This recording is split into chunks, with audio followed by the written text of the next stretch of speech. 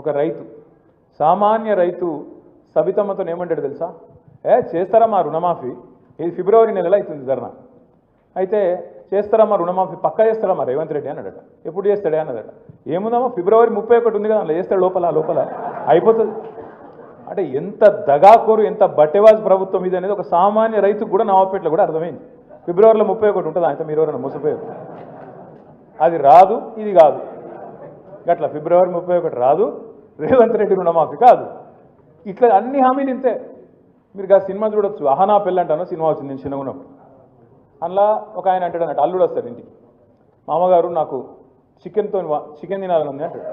Chicken కూర, కోడి కూర, ఎంత హుషారుగాడు తెలుసా, నీకు తినిపిస్తా అంటాడు. మా మామ ఎంత మంచివాడు, బ్రహ్మాండమైన మనిషి, నాకు చికెన్ కూర పెడతాడట అయ్యాలని చెప్పి పాపం అల్లుడు ఆశగా ఆకలి మీద ఉంటాడు, చేయి కట్టుకొని వచ్చి కూర్చుంటాడు.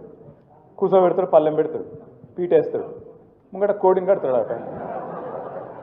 ఏమాయంటే చూడు దాన్ని చూసుకుంటా దీను రేవంత్ రెడ్డి ప్రభుత్వం కదా కూడా అంతే. ఏదిరా 6 గ్యారెంటీలు, ఏదిరా 420 హామీలు, వస్తూనే ఉంది.